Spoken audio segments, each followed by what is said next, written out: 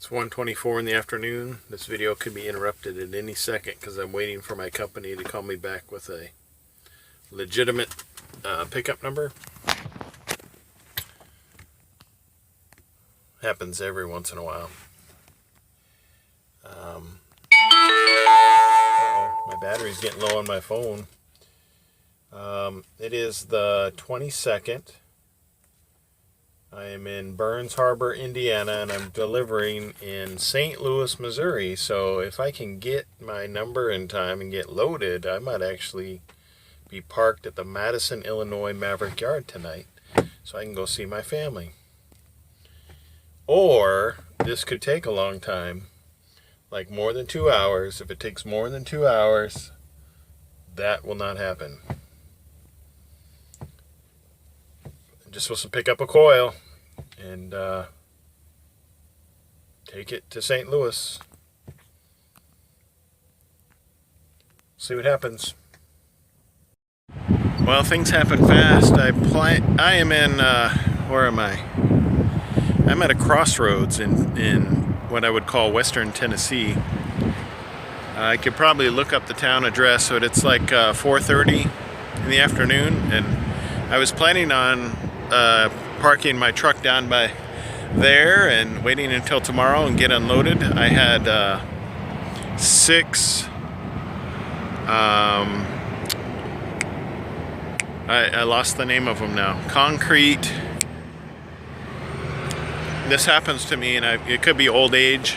It could be that, yeah, I'd hate to be a doctor because, man, they'd be like, where do you want me to do this? And I'd be like, I can't remember the name of it. Burial vaults is what they're called. And on the other side of those pieces of equipment, there's a depression in the earth where they've dug it out, and it's filled with a bunch of burial vaults. And I guess I got here in time and ended up unloading me. I was surprised because a guy came up in the truck, in his pickup truck, and asked me how I was doing. I said, I'm doing good. I was outside my truck. I was airing out some of I had some wet gloves from this morning, and I'm right here at this bridge. So if you know where this bridge is at, that's where I'm at. He asked me if I was planning on staying the night, and I says, well, I'm prepared to stay the night. You know, if somebody wants to unload me, you know, because he said, we can unload you now or in the morning. And I says, well, I don't mind being unloaded right now. And I'm quick, so they showed me where to park over where the equipment is, and unstrapped, got all my stuff off really quick, and I was almost had everything put away before they got the last piece off, so went quick. And now I'm waiting to see if I get another load assignment. I'm technically on a 30-minute break right now, and just waiting for a new assignment while my clock ticks down.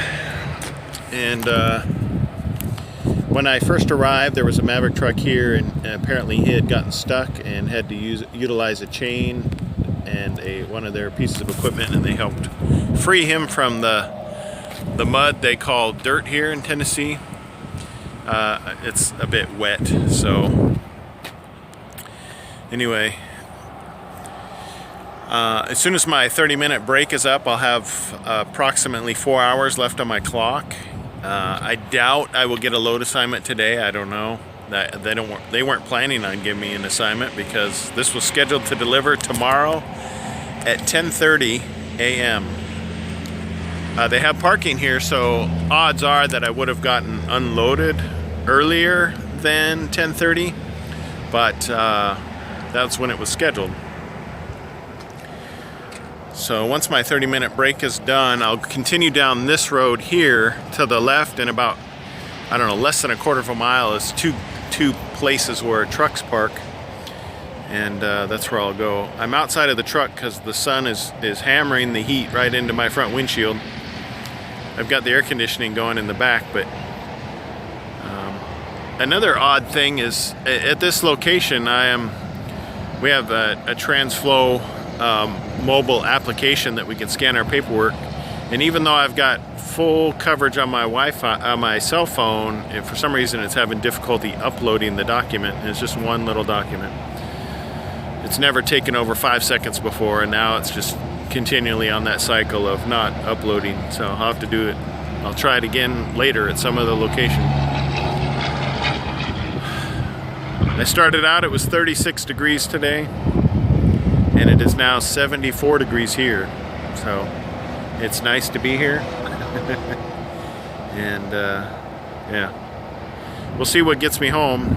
My thought process was this morning when I unloaded these, I had slitted coil, well, I had coils that were on their side. They were like 6 inches thick. They were on skids, but they were laid down flat. So I got really great fuel mileage. And unloaded those this morning, and I was kind of crossing my fingers that they'd say, you know what, it would be difficult for us to get you home since you're already here. Just drive back to the yard and go home. But that doesn't always happen. My wish list doesn't always appear. And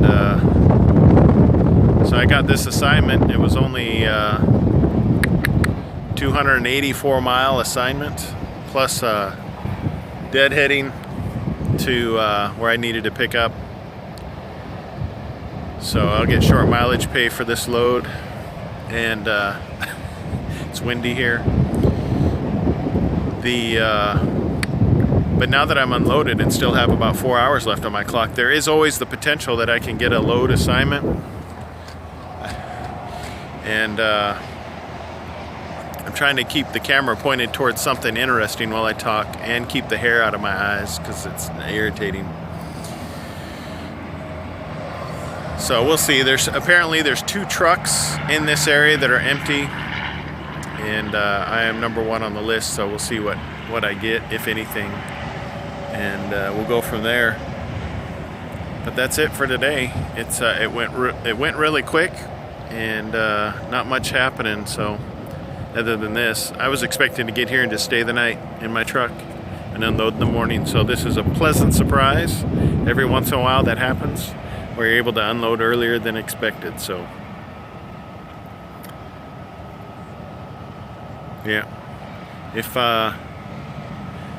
down in the video description, I've added some new information, like a Facebook page for people to ask questions on at Maverick Dale, just to provide opportunities because sometimes people find it difficult to send messages through YouTube, and I can understand why. They constantly change the way that process works.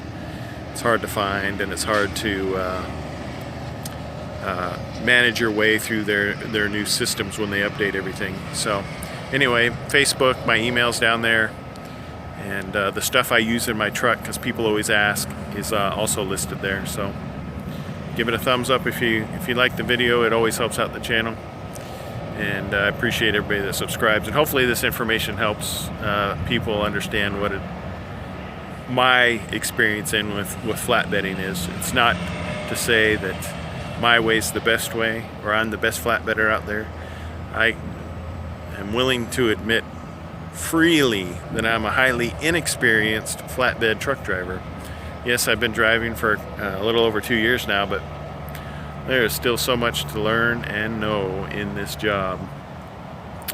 But anyway, until we hear what's next.